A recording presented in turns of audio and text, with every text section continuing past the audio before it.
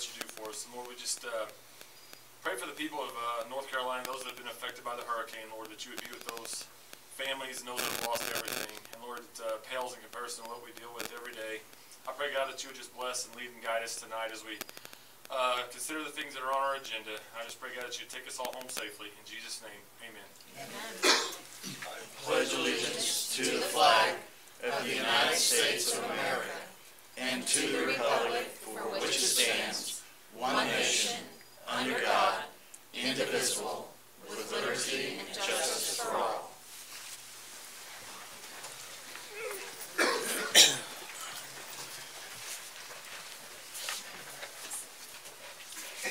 Our first item of business tonight is citizen participation. If we have anyone here that would wish to speak to some item that's not on the agenda, you're welcome to come forward, sign in, and then give us your best 5 minutes. Items that are not on the agenda. Okay, citizen participation is closed. There are no proclamations tonight, so we'll skip that item. Next will be consent agenda. I would entertain a motion and a second to accept the consent agenda. Motion. Second. Okay, this will be a voice vote. All in favor say aye, please. Aye. Opposed? And abstentions. Okay, passed 8-0. On the board commission and committee reports or schedules, the Board of Adjustment will meet on October the 4th, 2018. City Council meeting on October the 2nd and the 16th. And Planning and Zoning will meet on October the 9th. There is no old business tonight. Okay, on to new business, which generally are first readings of ordinances. Before we start tonight on these items, I have a statement I want to read to you. It says, before we take up this next item, I understand we have several here tonight that have ideas and thoughts they'd like to speak to on this rezoning issue. To familiarize everyone with our procedure, I will call for the first reading of the bill, followed by a city staff presentation, and then council will have a chance to discuss or ask questions. I will then call each of you to the podium that filled out a card wishing to speak on the agenda item. To make sure everyone understands our rules, I want to cover 2 or 3 more things. Okay, first of all, this is your opportunity to speak on this issue. Comments will not be taken during the second reading, which will be at our next meeting, and you will not be called to the podium for a second time tonight. Okay, when you're called to the podium, you'll have 5 minutes, or up to 5. To keep the meeting on track, we want to enforce our time limits. There cannot be arguments or comments between audience members or comments directed to someone at the podium. We must give everyone an opportunity to speak uninterrupted. Okay, lastly, it's simply an idea of being respectful to one another. We do appreciate the people that are here tonight. Sometimes we have meetings where we don't have many in attendance, and it's always good to see citizens here, so I'm glad you came. Okay, I need a motion and a second for the first read of Bill number 18-39. Motion. Second. I'm sorry. Go ahead. I was mixed up. You're next. Okay. Can I back up again? This is my second time ever doing this, so okay. It's a voice vote. All in favor say aye, please. Aye. Okay, opposed and opposition. Okay, that was 8-0. Now Brenda. An ordinance of the City Council of the City of Republic, Missouri, approving amending the zoning code and official map by changing the classification of approximately 0.48 acres from medium density single-family residential R1M to commercial office institutional CO owned by Alex James Clark and Marcia Diane Clark and located at 1101 East Elm Street. Mr. Tyson. Thank you. This bill concerns an application to rezone approximately 1/2 acre located at the northeast corner of Elm Street and Lynn Avenue from the R1M zoning district, which is the medium density single family residential zoning district, to the city's commercial office zoning district. If approved, the commercial office zoning district would permit by right any of the uses listed by ordinance as being permitted, with the qualification that all of those uses must be administrative offices. So I want to make sure that that's clear, that there are some uses there that may involve uses that are not administrative offices. Within this zoning district, it only permits administrative offices associated with that list of uses. But if approved, it would be permitted by right to use this property as any one of those uses for administrative office purposes. The proposal is located within a predominantly residential area of the city. It is surrounded entirely by other single-family residences. The commercial office district, I should note, is the city's most restrictive commercial zoning district. There is not a more restrictive district, and so therefore the staff looks at this district as being the most compatible with residential uses and the most appropriately located adjoining residential areas. The commercial office district did not exist at the time of the city's currently adopted land use plan, and therefore it is not included in the city's future land use map that is included within that plan. So that being the case, the absence of that in the map can sometimes cause confusion. So what staff does in that particular instance is we look to the text of the adopted land use plan to give us some guidance, some direction as to how to view this issue. The text of the city's adopted land use plan generally encourages the expansion of commercial uses and mixed-use developments, and it designates that the intersection of arterial streets are the most appropriate locations for those types of uses. This particular site is located at the intersection of Elm and Lynn, both of which are classified by the city as secondary arterial streets. That particular intersection supports traffic volumes from all directions of between 5,000 and 7,000 vehicles every day. So in response to some of the concerns that were raised during the Planning and Zoning Commission meeting, staff went and collected some very current and more particular data about the traffic situation at this location. We were able to confirm that the intersection does carry about that volume of traffic, at least 5,000, but potentially as much as 7,000 cars every single day. A single family residence, such as the one that exists on the site now, will typically generate between 10 trips every day, as many as 10 trips every single day from that location. So that's 10 trips to and from, and generally will produce about one trip during the PM peak hour. So that the hour where traffic is peaking or where traffic volumes are the greatest, a single family residence will generate about one vehicle trip. A small office use of a building about this size would be expected to generate as many as 30 trips over the course of a day and 5 trips during that PM peak hour. So we would be looking at a projected increase in traffic of about 20 trips over the course of an entire day as compared to a single family residence, and about 4 additional trips during that PM peak hour where traffic is the heaviest. So if you do the math there, in this particular intersection we think experiences somewhere around 500 trips during that PM peak hour. We're talking about an increase in traffic volume over the course of the day and during the PM peak hour where traffic is the heaviest of less than 1% increase. Just to make that clear, staff is recommending, as this being consistent with the city's adopted land use plan, staff is recommending approval of this particular bill. The Planning and Zoning Commission did not recommend approval by a vote of 4 noes to 3 yeses, and their findings of facts are included with your packets for your reference. Does council have any questions or comments? Mr. Tyson. Mr. Tyson, I have a question. Yes. I noticed during the commission video, the age of the house was brought into question, the historical significance of the house. If that house were to be put on any sort of a historical register, would that have any effect on what businesses would be allowed to be in that home?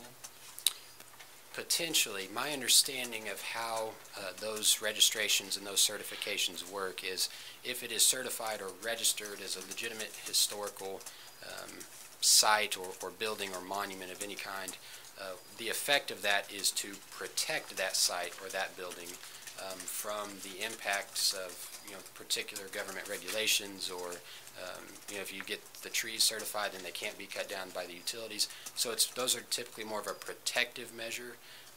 Now, the owner would also then be obligated not to change it, or else they would lose that registration or that certification. So it would place some restrictions, but that would have to come at the application of, it would have to be an owner-initiated action to put that on a registry of that kind. Anyone else? So what you said earlier was that that even if the clerks were to sell, that it could only be used for administrative offices. That is correct. So it couldn't be a restaurant put in there or anything that would really increase that traffic flow. It would just, more so than what it would be, but it would have to be admin offices. That is correct, yes. Only. Correct. Okay. Anyone else, council? Questions, comments? Okay, thank you. Thank you. We'll go on now to our citizen comments. We'll start off with the ones that are speaking in favor of this rezoning. We'll start with Pam Wendler. Pam, can you give us your address, Pam? I'm speaking for my father at 1101 East Elm. Okay, thank you. He was the previous owner. You had that on your card. I did not see it. My Yeah, mistake. right. Got it.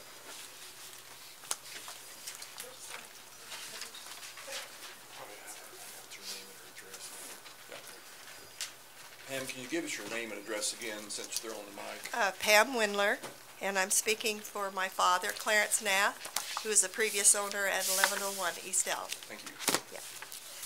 I just want to say that my father lived there for 40 years, nearly, and he always appreciated that home, and he never wanted to make it an eyesore. He always took care of it very carefully as his means would allow.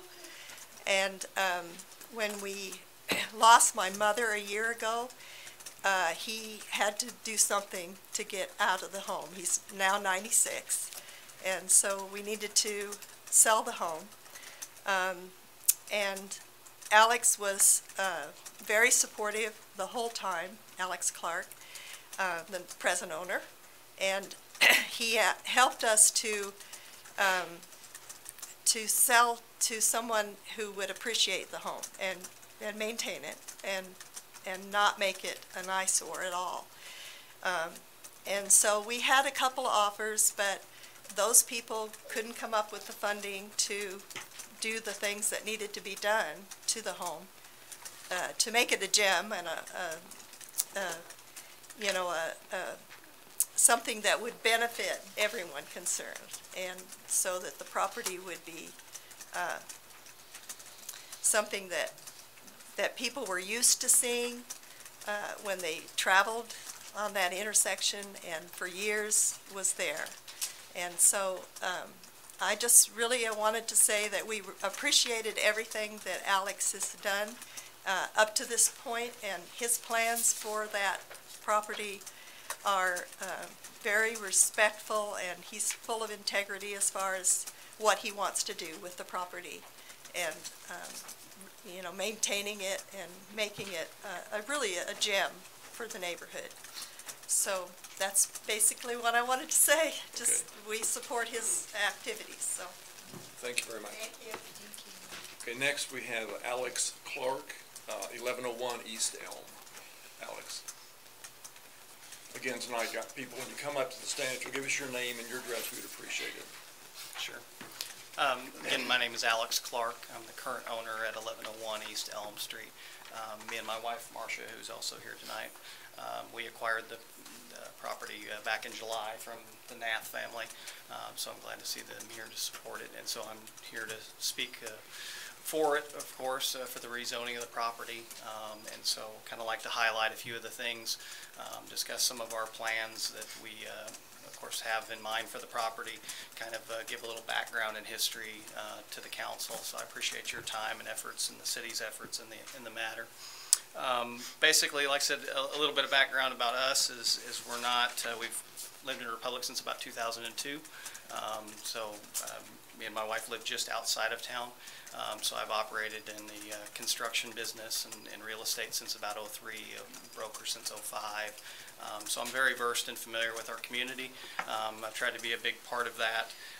So that kind of makes me, I guess as housing is my expertise, if you want to say that. I've brokered, several hundred houses probably around Republic and all over the 417 area with that. So I kind of going back to what Pam had talked about and stuff, they contacted me we'd have business relationships now for a couple years, and so they contacted me originally when they wanted to market the property for sale. So that's how I originally got involved with the property at 1101 East Elm. And so we took it to market, and we marketed it as a residential property, kind of helped them with what ideas I had as far as making it a marketable property.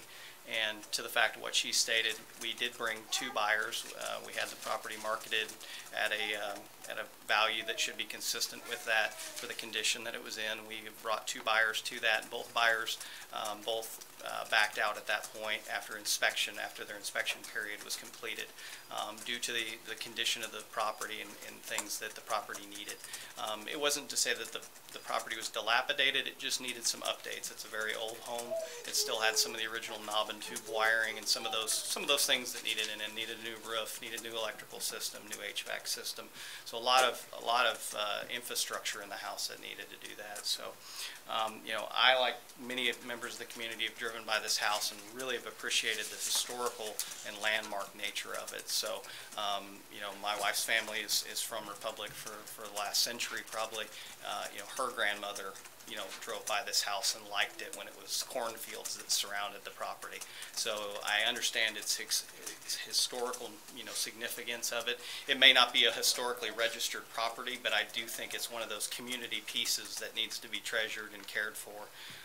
So with the marketing positions that we were in, it came to a point that we realized that we needed to probably open the property up to investors potentially. It was at this point that my wife and I kind of came up with the idea of, hey, we would like to have, for what I do, for my broker's license and what I do, this might be a perfect office space for me. So I'm a little bit different. I'm associated with Better Homes and Gardens, who everybody should know they have an office off on Oakwood. But I'm not the traditional sales agent. I do a few other things. Since I'm a broker, I handle property management for other property owners. I manage some of my own properties. I kind of do some development stuff. So I'm not that office. I don't have an office currently in there. Where I have my office now is in my home, where I operate that from, which is outside in the county a little bit. So like anything, most of my business now is 80 to 90% online. Internet speeds and that kind of thing are limited where I'm at. And so to house my website, to do the volume of emails and uploading of pictures and stuff, it makes sense for me to locate inside of a community. And I think I accomplish that task with this, and I also get the fact that I get to preserve a treasure, basically, for the city of Republic. Mr. Nath has done an excellent job, for the last almost 40 years maintaining that property, and I have no plans to disrupt the property.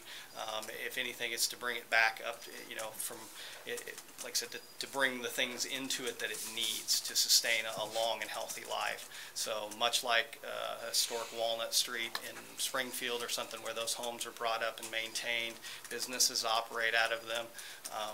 The house is not, it was designed 100 years ago. It doesn't have a modern master floor plan. It doesn't have the modern features that we mostly demand in our houses. So that's what makes it unique in the neighborhood. I understand that it's a mostly residential neighborhood, but this house is unique in that aspect. It's not your 80s or 90s or 70s built ranch house with those features. It's much older. It's 2 bedrooms with a bathroom in between them.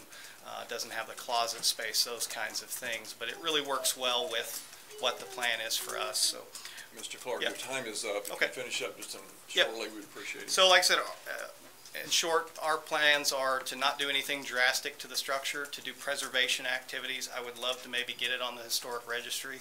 I want to make it a landmark that is here for a long time, and I think having my administrative offices is why I need this commercial zoning.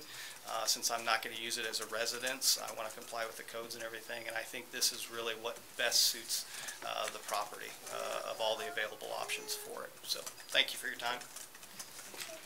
Do we have any other people that want to speak in favor of this? You may not have filled out a card, but we can still let you come forward and speak in favor. Okay, we'll go now to the ones speaking against this. Missy Baldwin. 111 North Lynn.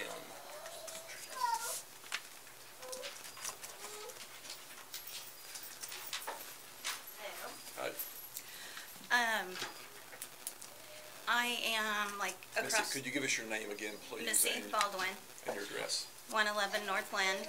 I'm across the street, like my driveway is kind of catty-cornered from their driveway.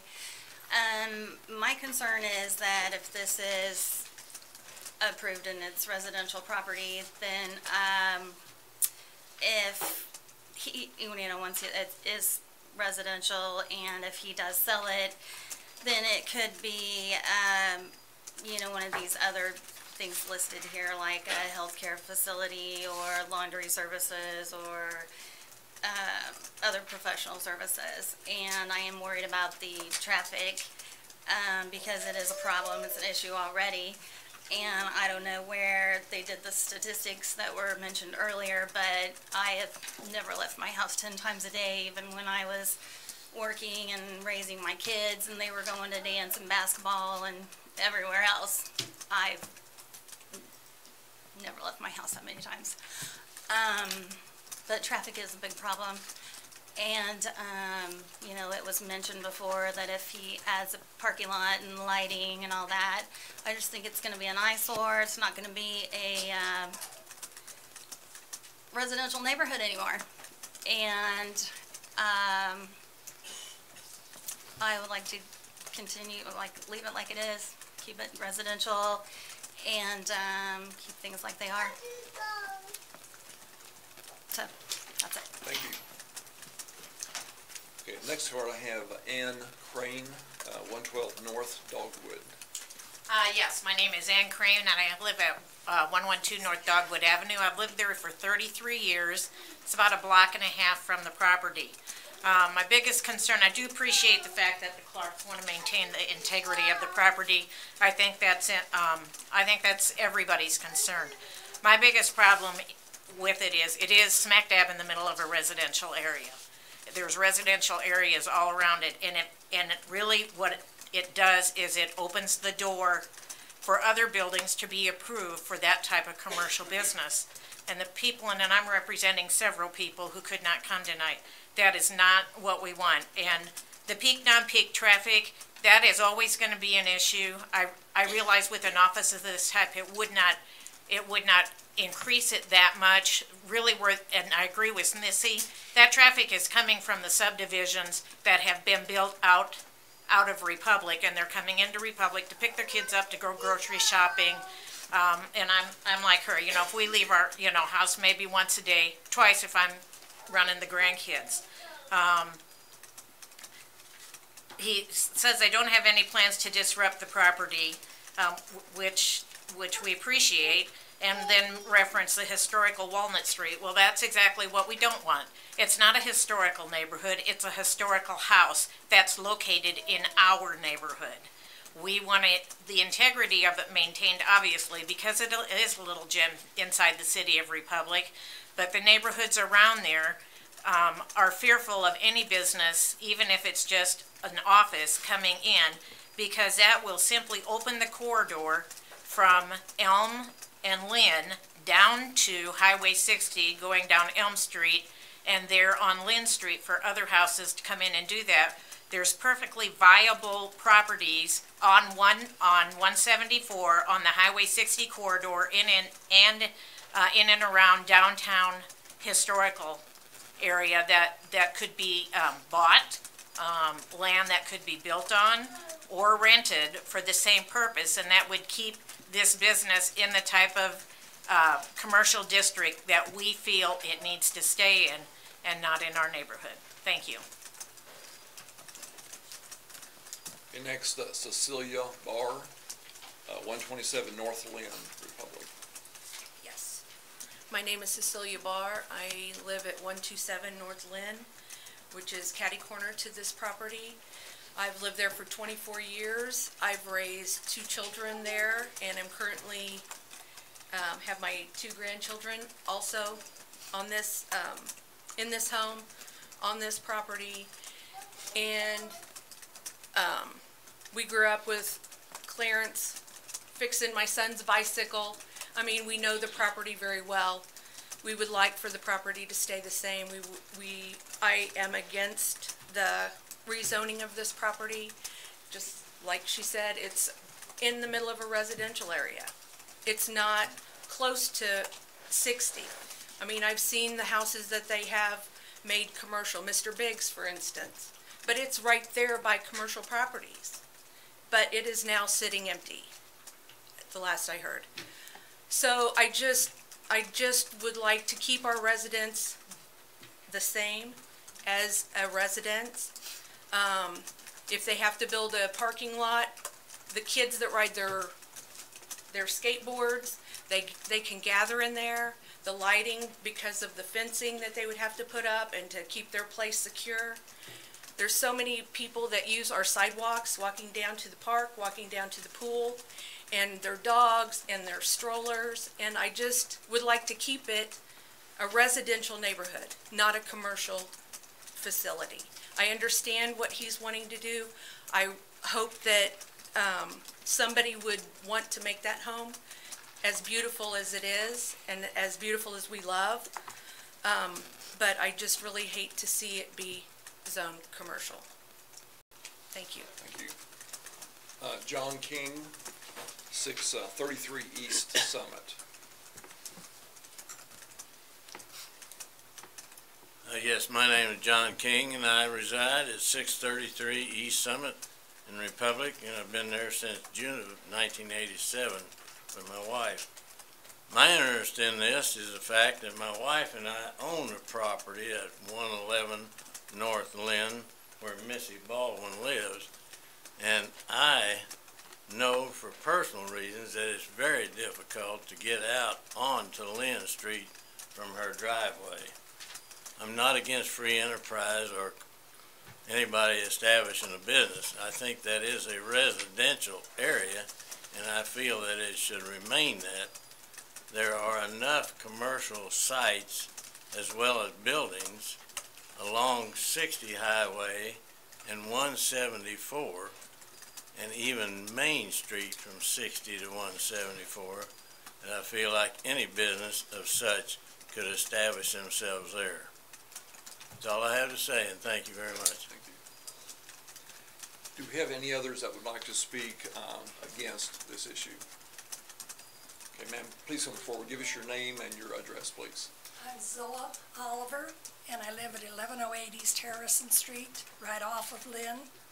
That's a block that dead ends, and there are only 7 houses in my block.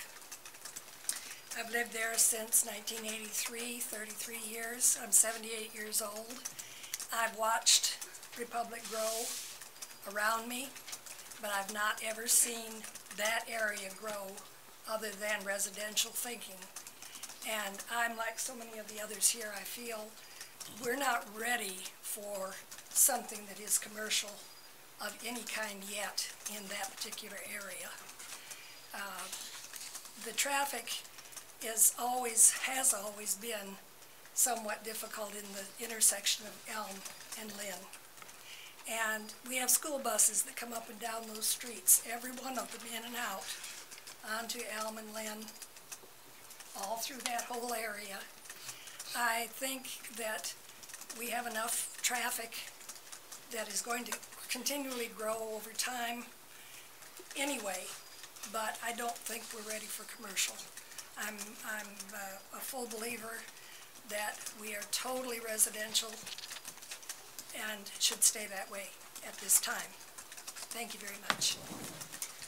Is there anyone else that would like to speak against rezoning? Okay, I want to say again, thanks so much for the ones that did come tonight to speak for and against. It's always nice to hear your thoughts. Everybody has a different thought, especially on rezoning. It's a tough topic. This is a first read only. There's no action taken on a first read. Next week will be the second read, and that's where the action then will happen. Actually, a vote will be taken. If council has a question, of course, you can always see Garrett Tyson. Same thing with the audience. Feel free to call your councilman, city officials, anyone, and you can find out more information about it if you would need to. So So like I said, first read only. Okay, I need a motion and a second to have the first read of bill number 18-40. Motion. Second. Okay, in favor, aye. Aye. Okay, opposed, no. Abstain. Okay, carried 8-0.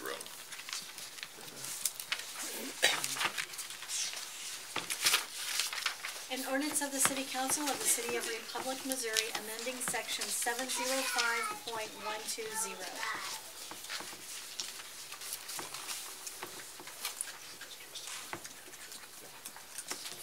Tristan, go ahead. Tristan Walker. Hi, good evening. I'm the utility billing supervisor here for the city. This is just something that's going to amend the current utility billing code, which does not specifically allow a sewer average to take place. Or, no, I'm sorry, it only allows the sewer average to take place. This is going to amend it to allow a customer to opt in or out of the summer averaging. So currently, the way it's set, your average is taken between the winter months, and during the summer, we bill sewer based on that average. This, of course, helps people who are watering. They're not billed that higher sewer rate for water that is not going into the sewer system. This would allow people who maybe travel more during the winter, or during the summer, I'm sorry, to not have to pay that additional sewer, as well as people that maybe just have a higher winter usage. Most people, it's not going to affect because a lot of people will just typically use more water during the summer. But this will give the citizens a option to opt out of that, pay just their water consumption rate on their sewer. This would be from, the opt-in period would be January. You can opt in once a year or out, and then you can redo it next January if you decide to change that. Council, questions, comments? I have a question. Okay. Will this create a great deal of clerical work? I mean, is this going to create more time and hours spent by the staff? Really, the current system and with the new system, from my understanding with the talks that we've had with the Encode 10, it's not going to be much. With our current system, you just go in and you click an option that removes that sewer average. That when they go out, they'll take the reading, and then that reading is then used to bill off the sewer as well. I just have a statement. I just want to thank you for bringing something like this to us, as I think it is a way to be flexible for our citizens, whether it's opt-in or opt-out, so I appreciated that. Thank you. Okay. Other questions? Yeah, I'm echo Brendan on that. This has been a point of contention for many of our citizens in the past for the exact reasons that you specified. Those that water frequently have nice lawns, put a great deal of time, effort, and money into them, and so I think this is a great option for our citizens, absolutely. Others? So when would this go into effect? Would this be as soon as we pass it, or would this be something that started in January? Well, the way the ordinance is written, it does give the opt-in period in January. In January. We found that would probably be the cleanest way to do it. It would give them an opportunity to see what their average would look like and decide in January if they want to continue with that or not. And just to be clear, it will be effective the date that it's passed or not passed by council. However, the opt-in and opt-out period for current users will be in the month of January, so it will be January of 2019. However, it can start sooner than that for new utility users. A new utility user can, from the very beginning, start service, decide how they want to be billed. Okay. Thank you. Anyone else? One more question. How do we plan to communicate this to the citizens so that we can make sure no one says, oh, I didn't know anything about this? It'll be through the newsletter. Okay. I mean, what we see was, we're probably talking about maybe a handful right now that just, when this was brought to our attention, at least reported to me, that we had people, and just looking at those bills, we're like, there's seasons where that opt-in it's not working for them, and so I think that the option is there. I'm not really sure how many people are gonna actually utilize this, because a lot of people water and they benefit from the levelized billing, but there are some that, what I saw there 6 months of the year, that it doesn't help them at all. In fact, it hurts them. And so I just don't, I think what we'll do is we'll provide that, but I want to make sure there's not confusion that creates confusion. It's like those that just do not benefit from it. And if they want to have, if they have questions, we'll include that both on in the newsletter, probably on the website. If they have any questions about their bill, just contact them. We can evaluate it and say, hey, you really are not benefiting from the opt-in clause. So We can also provide that information when someone comes in to set up service with their welcome packet. Any other questions or comments? Okay, again, this is a first read. If we have questions, be sure and give it to Mr. Walker before our next meeting.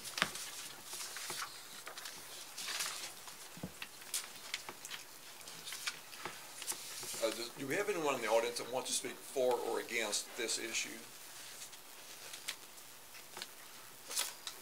Okay, thank you.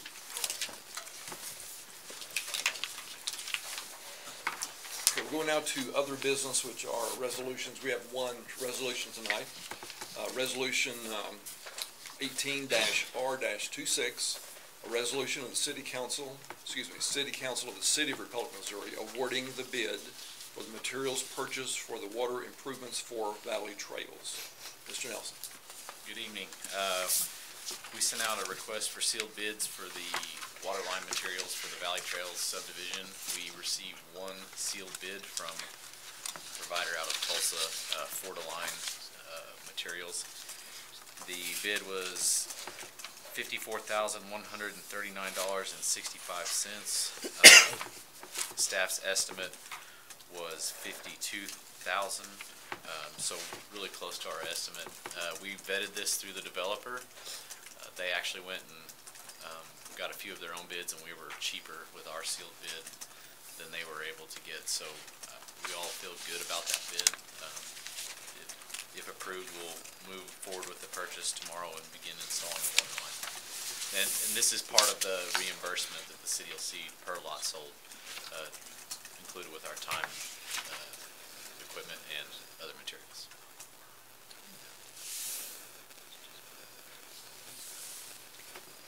Okay, do we have discussion from council?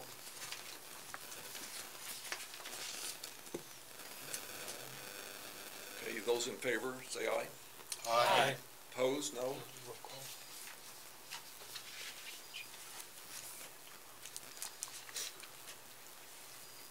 Okay, let's back up just for a minute, okay? It's not a roll call vote, it's a voice vote anyway. But anyway, I need a motion and a second to pass this resolution. Motion. Second. Okay, now our vote, all right? Those in favor say aye, please. Aye. Okay, opposed, no? Abstentions, 8-0. Okay. Ms. Parks.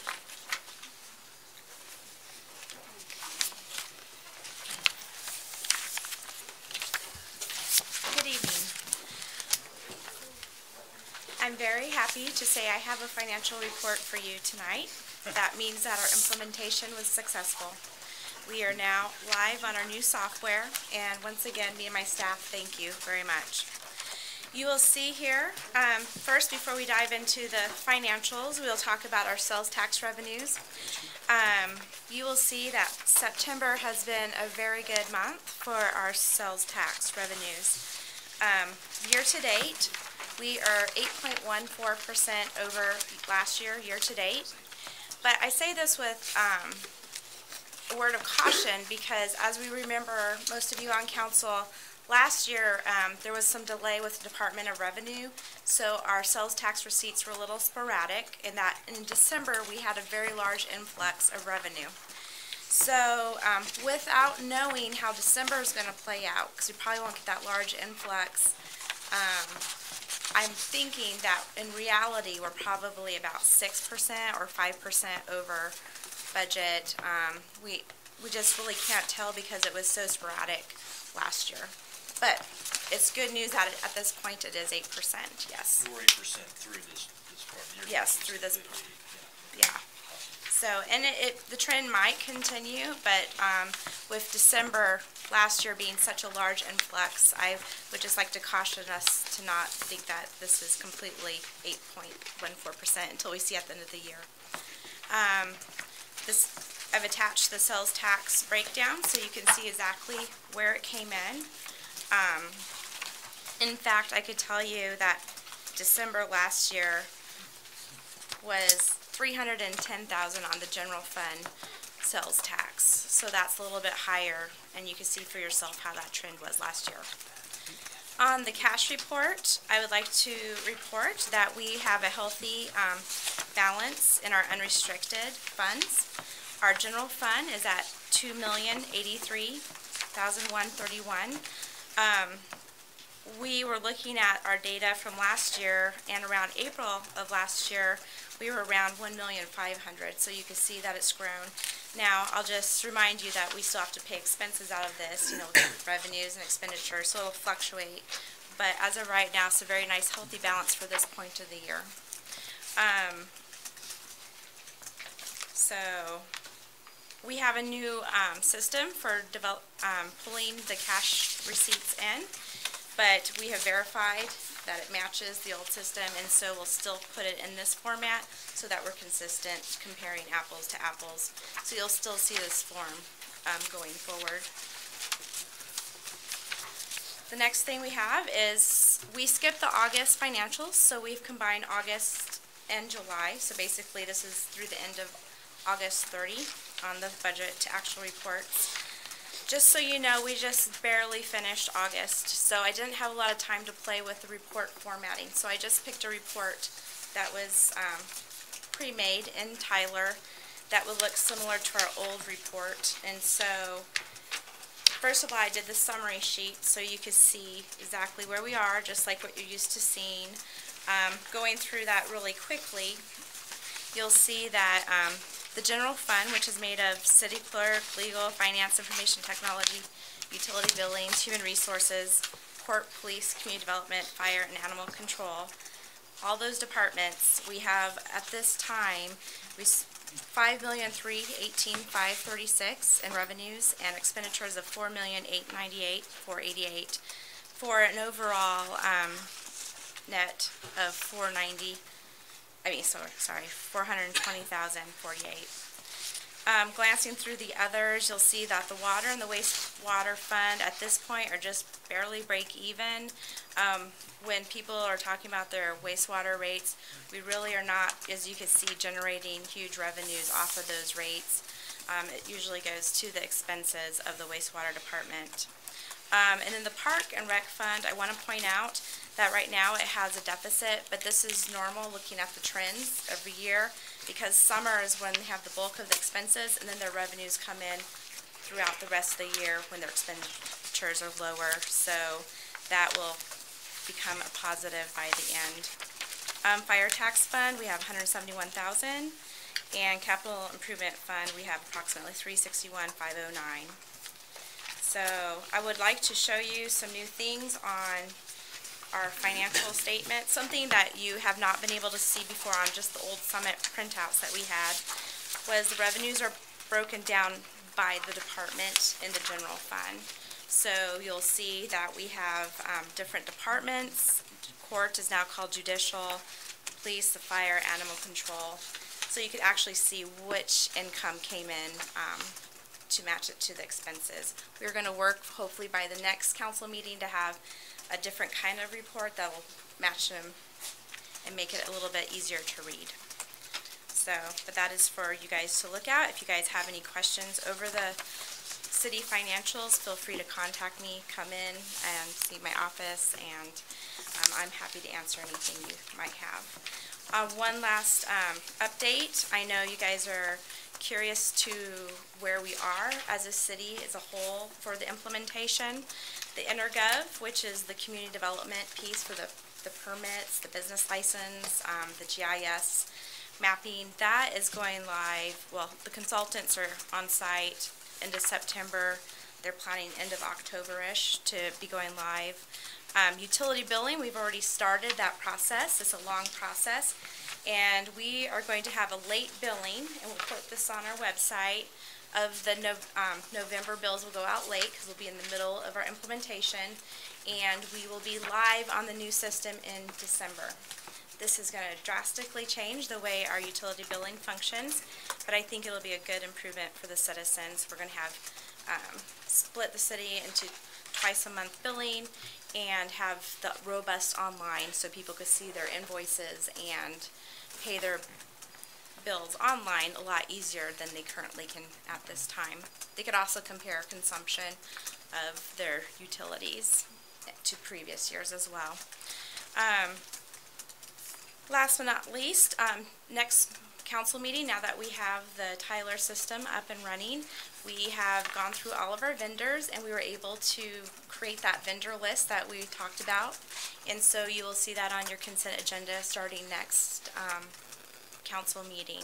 Basically, it'll be a list that includes every vendor that we have, the adequate documentation, W-9s on file, and that people are currently purchasing. We will add all the new vendors each council meeting that we have added to that list. And that way you guys can review it and make sure you don't have any questions about who we're doing business with. Then last but not least, I'm very excited. The thing that I'm the most excited about on this implementation is the Citizen Transparency Portal. It is going to hopefully go live end of October, maybe November. And it's on our link on our website, and we'll open a new website, and the city's financials will be there. And so you could drill down and see different things, including vendors, vendor payments. So we will roll that out, and probably, I'm not sure how we'll roll it out, but we'll be giving you guys a lot of information on it when it's done. So, does anyone have any questions? Yes. How close to real time are these? I mean, as far as data entry, what are we talking about as far as true real time reporting? Well, when we roll out the citizen transparency piece, what it will be the approved financials of the city. So the reason for that is we do a lot of adjusting entries, and so it'll probably be a two-week lag. So maybe 3 week, but depending on time. Any other question of Ms. Parks? Okay, I need a motion and a second to accept the financial report. Motion. Second. If those in favor say aye. Aye. Opposed, no. Abstentions? Okay, 8-0. Okay, I guess we're down now to reports from staff. Mr. Cameron. Thank you, Mr. Mayor. So I want to talk about the new software just briefly. I'm looking forward to the transparency portal. And I think it's interesting why I was laughing or had a smile on my face is the fact that the idea that every 2 weeks it's updating the real-time data. That's actually faster than the financials we're actually putting out now or have done. Sometimes it could be 2 months behind. It'll tell you that the data will actually be out there in front of the community before you probably even see it in a financial report before council. So basically it's real-time data. I also look forward to potentially doing a demonstration of what is actually on my own tablet right now. I have actual data to today's entries. So I could look at today's entries and actually tell you the actual data to date. And so what that does, it allows us, for me to take a look, if a request comes in and I could look at it and say, okay, we're actually running ahead. Yeah, we can go ahead and make that adjustment. Now, like in the situation we're dealing with court software, that we were looking at the 2019 year, is like, hey, listen, we're positioned in a position that we can actually include that in 18, so we do not have to address it in 19, since we're already doing the software upgrade. It's just significantly different.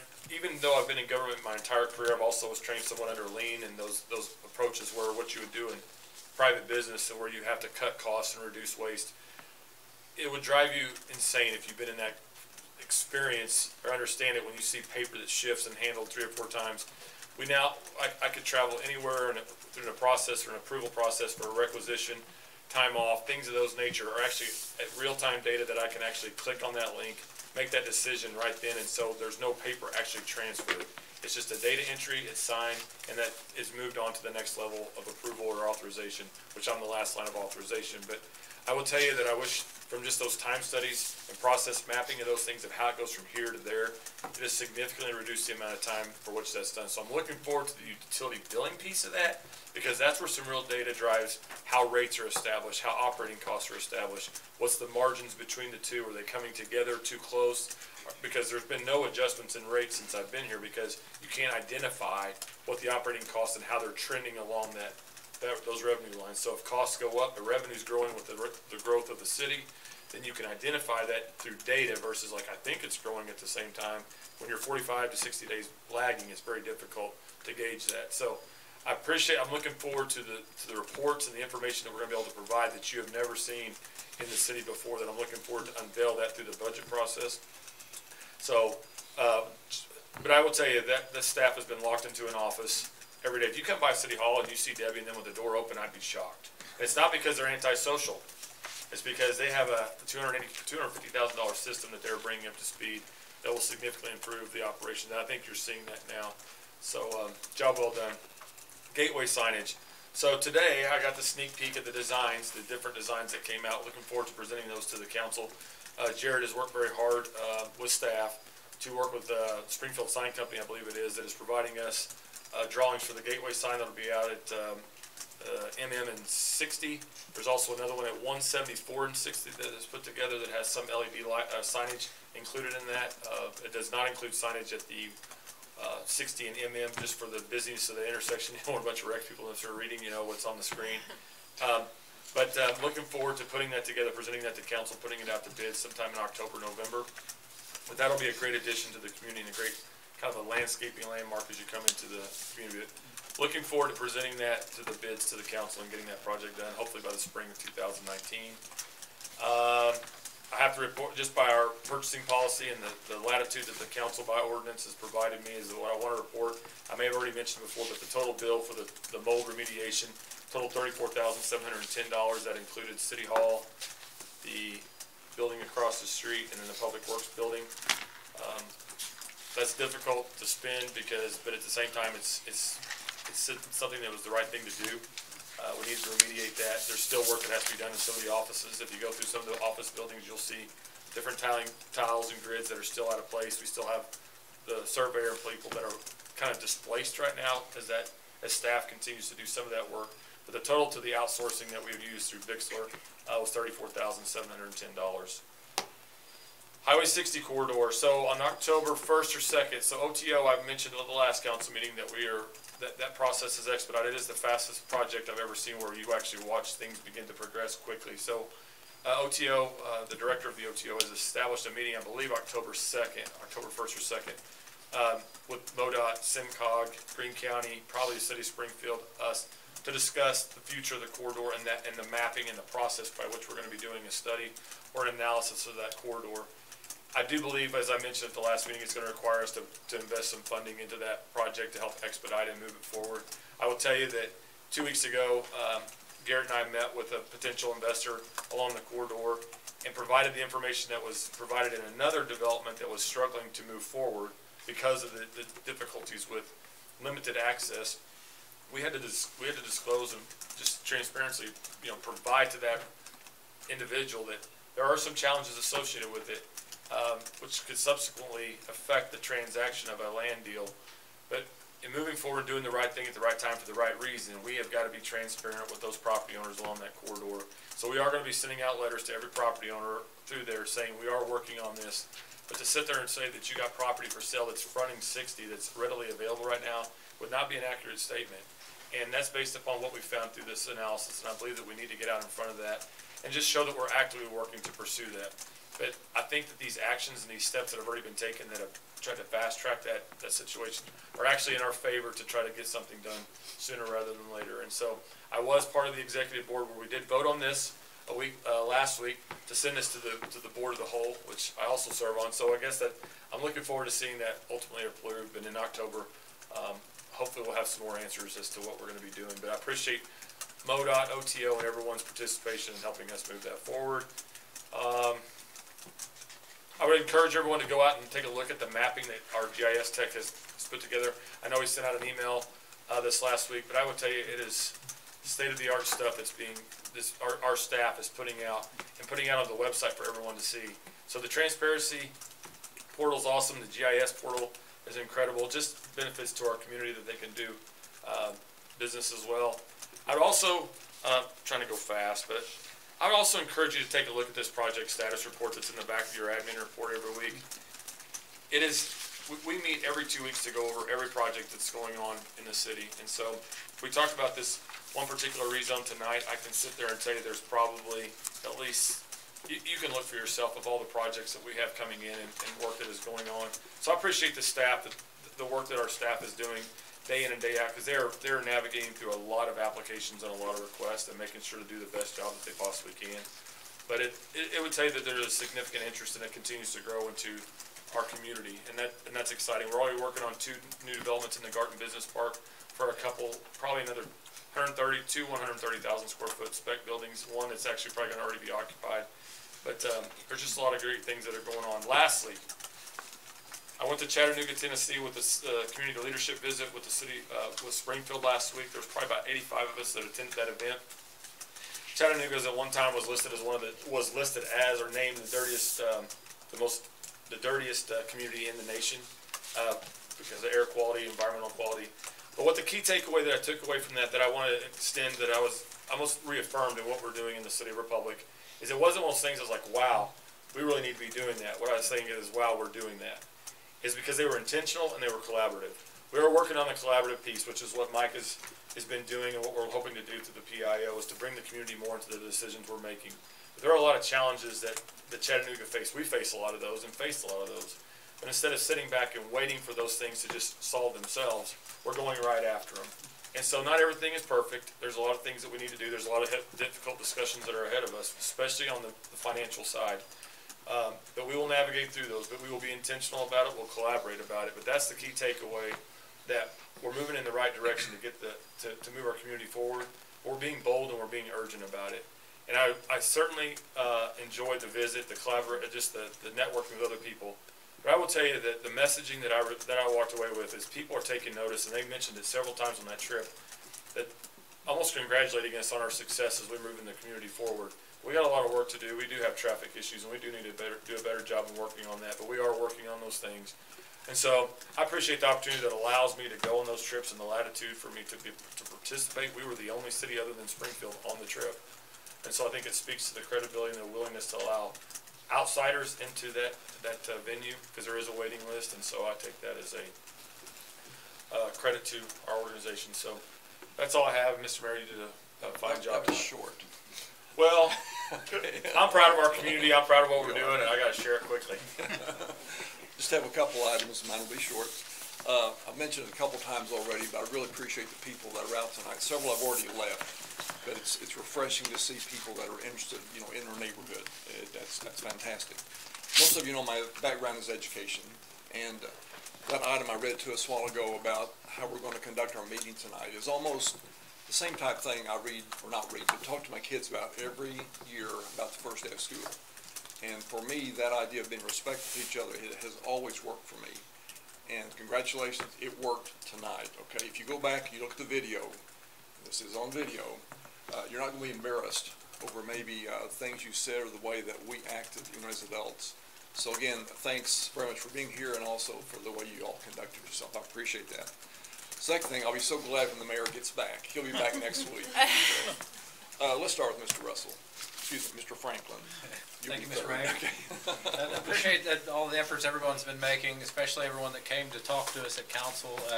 I'll echo that. It makes me feel very good to know that people care. People come here and let us know that they care. It's definitely something we appreciate. I appreciate all the work the utility department is doing on modifying the utility billing. I know a guy really well that is definitely going to benefit, and so that's something that I think for a long time has kind of been an issue with a few select different people for different reasons, and so I appreciate being the flexibility and all. The transparency is great. Thank you for all the hard work from the finance department. Transparency is key, and I really appreciate knowing a lot of this. It makes explanations very easy and lets the public know how limited we really are on different resources, so I appreciate that. One more thing for me, I appreciate all the work that the police department has done in the last week, informing citizens that, blocking the sidewalk with their vehicle. I'd like to thank Chief Sells and Lieutenant Burks for the informational pamphlets and the warnings that have been given to everyone in the neighborhood, so that education is key. I like to let people know, and without, a harsh judgment or a ticket just yet. It's good to let them know, so I appreciate that. But other than that, great job, Mr. Mayor. I appreciate it. Thank you. I just want to say that I appreciate the compliments that I've got on our staff recently. Anytime there are things brought before council, there's questions, questions that I have, questions that the citizens have. So I appreciate all of the compliments I've gotten for our city and for the processes that have been implemented. Debbie knows I love this finance report, and it looks fantastic. I love that. I'm so excited for you guys. That new software is absolutely amazing. So yeah, thank you for all the citizens that came out. We really appreciate it. Well, being the third one to speak, I think I get to start by saying I'd like to echo what everybody else has. I mean, that's kind of our thing, apparently. No, in all seriousness, the citizens that came out, that spoke both for and against, I want you to know that I heard, and I really appreciate it, and you've given me a lot to think about. So I haven't made up my mind yet. I'm going to think about it. I'm going to ask some more questions. I'm going to become educated. I'm going to make my decision. So I want to thank each side for coming tonight and presenting their views. Thank you. Mr. Dykeman.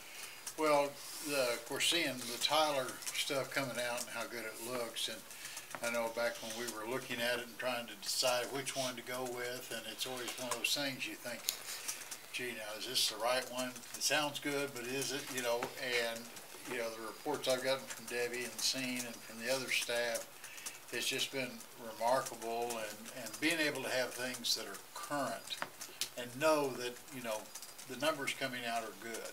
And it's just, you know, with I've had, you know, a couple weeks ago I had the opportunity to work, you know, or be out there with some of the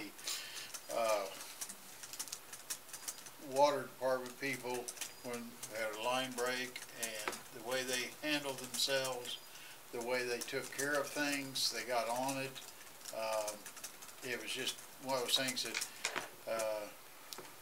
it was just lucky that I happened to be driving by and found it, because it was where it was at. It might have went all night, very possibly. And so, but I mean, they were there. They worked hard. Got very muddy because it had been running for several hours by the time they got it dug out and shut off. So, but just all of our staff is just goes above and beyond, and I, you know, like I've had on our issues tonight, I've had some people contact me about it, and you know, and I've done some research on it. I've talked to some of the city employees about it, and they've been educating me on it, and I just, you know, I think it's good, because if we don't have people telling us, you know, their views, then we never know, and we really appreciate it. Thank you. Well, I'm going to use my time to kind of plug an event that's coming up. 104.1 KSGF each year does an event called Paintball Warrior that benefits the disabled American veterans, and it's the last Saturday of this month, I believe. But for this may be wrong, don't quote me on it. And what it has been is I've done it in the past. $40, you get breakfast, lunch, drinks, a shirt, all the equipment, and all the paintballs. You can't beat that. Just stand alone. That's amazing. And you get to shoot people with the paintball gun. I mean, that's awesome. Where's that at? And you get shot. They're doing it, I believe it's I can't think of the name of it. It's in Stratford. It's right off of 44 in Stratford. It is Team admin. It's a good time. Yeah, you get together, and the neat part about it is they usually have an active duty service person, because they divide up into Army, Navy, Air Force. It's a great time for a great cause. I encourage everyone to do it. Mr. Wilson. I think pretty much everything's been said that can be said. You get to go first. So I'll pass it on to my buddy here. So, I just need to make a note that on the consent agenda for the minutes from the last meeting, I need to make that an abstention instead of a yes. So. And other than that, I got nothing to add, so we're good. Other good news, there is no executive session tonight. So with that, I'll need a motion and a second to adjourn. Motion. Second. Okay, in favor say aye. Aye. Opposed? Abstention. 8-0.